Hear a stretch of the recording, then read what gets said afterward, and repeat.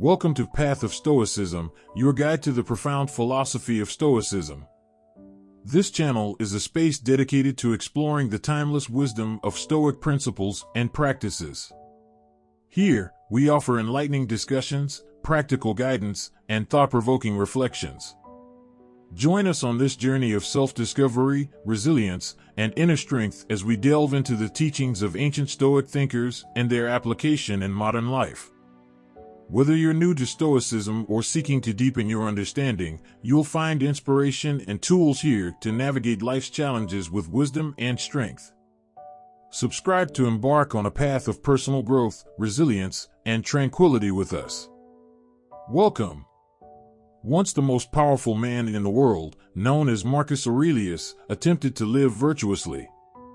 Unlike many Roman emperors, he did not indulge in the many pleasures available, such as getting drunk on wine and watching cruel games at the Colosseum.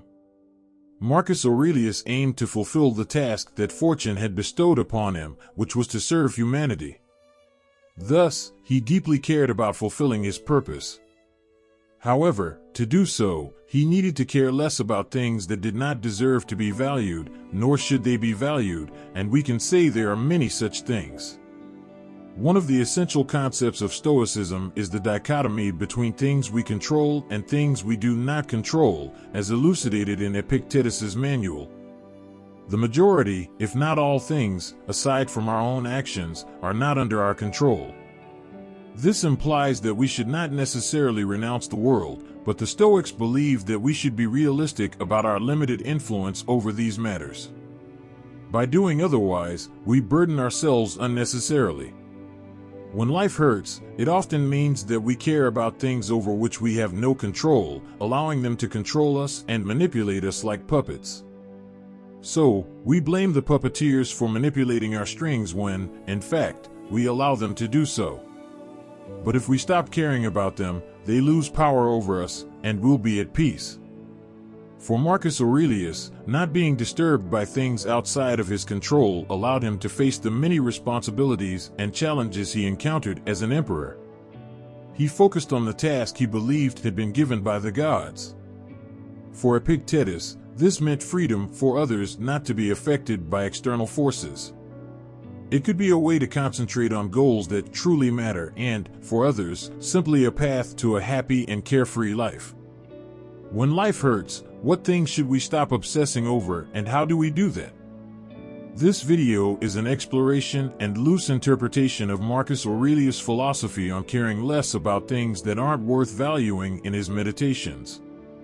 Marcus Aurelius repeatedly distinguishes between the present, past, and future in each category. The ancient Roman emperor has valuable insights into how we care too much about them, or in the wrong ways, or about the wrong things. For clarity and structure, beginning with the future, as Seneca once said, we suffer more in our imagination than in the reality of our lives. This implies that our thoughts about the future are the source of our suffering. When it comes to the future, our imagination tends to run wild, inventing numerous scenarios that may never actually occur. In advance, we contemplate ways to deal with potential outcomes while we shudder at the idea. Not knowing how the future will unfold or how things will happen in our lives, in some cases, what occurs is what we anticipated, but in many other cases, fate surprises us, overwhelming us with events we couldn't have foreseen, whether for better or for worse. For instance, we might have spent years preparing for a well-deserved retirement that didn't happen before the onset of our golden years, or receiving a diagnosis of a terminal cancer that gives us only a few months to live. The possibility of such events causes much concern, constantly considering both the best and worst-case scenarios. What if the Third World War happens? What if I lose all my money? These adverse outcomes are possible. But should we worry in advance as we do every day? However, while they aren't happening in the present, we cannot deal with them, as these events simply aren't occurring, they only exist in our thoughts. The future troubles us solely because we think about it, it doesn't exist outside our minds. If you're dealing with that terminal cancer I mentioned, what's stopping you from living today and cherishing every precious second of your life? Stand up, lift your head high, regardless of what you're going through, whether it's something minor or extremely significant. Put on your best attire, your finest shoes, and go live moments that will be remembered even after your passing. Marcus Aurelius wrote that it's not the weight of the future pressing upon us, but rather that of the present alone. It's not the future that hurts us, but how we deal with it in the present. The misery of the future occurs in the present, and ironically, it's not the future unfolding in the present because when we encounter it, it's already present. When we care too much about future events, life eventually starts to hurt because we suffer in our imagination, letting them dictate our present. So, what did Marcus Aurelius say about worrying too much about the future? First, let's consider the following quote: "Never let the future disturb you. You will meet it, if you have to, with the same weapons of reason which today arm you against the present." He pointed out that if he could handle the present, he could also handle the future. He advised himself not to imagine everything terrible that could happen without dealing with the situation he was living in the present. When he focused on the present, he realized he could endure it, and if that were the case, why wouldn't he be able to handle what was yet to come? This attitude resembles the idea of Amor Fati, love is fate, fortified with the confidence that if capable, one can pass through it. Regarding the past, Marcus Aurelius reminded himself how existence passes quickly and disappears into the infinite beyond our reach. The past, much like the future, is a domain in which we cannot operate. What's gone is gone, and unless we invent a time machine, we cannot change anything about time, Marcus Aurelius stated. Remember that man lives only in the present moment. Everything else in his life is past and has either already gone or has not yet been revealed. Therefore, the life of man is short, and narrow is the corner of the earth in which he dwells. Despite the narrowness of our lives, which exists only in the present moment, we are often overly occupied with those areas outside of the present that cannot be accessed, the future and the past. Marcus Aurelius stated that the past means nothing and is inconsequential in the present. It's not that events that occurred in the past don't influence the present, or that we cannot learn from past events.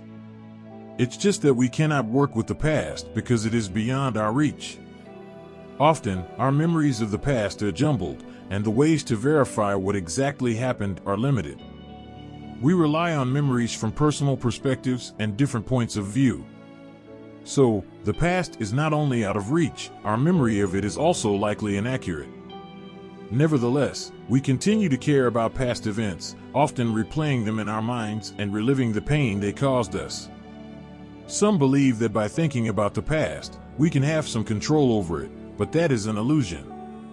The past is gone. All we try to control are our thoughts about something that is gone and will never return.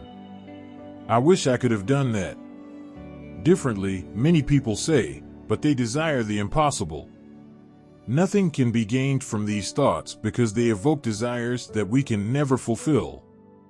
Instead of focusing on the past events themselves, Marcus Aurelius concentrated on his reaction to them. We cannot control past events, and most likely, we could not control them when they occurred in the present. However, we can control how we position ourselves in relation to these events. Initially, we might consider the past as misfortune.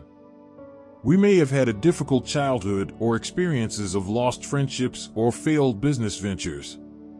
But according to Marcus Aurelius, the nature of these events is not as important as how we handle them. He stated, "It is not what has happened that is a misfortune, but how you regard it. It is in your power to condemn it." Marcus Aurelius believes that the events themselves are not inherently fortunate or unfortunate, it's our interpretation of them that matters. Fortune can be defined as anything that does not violate human nature.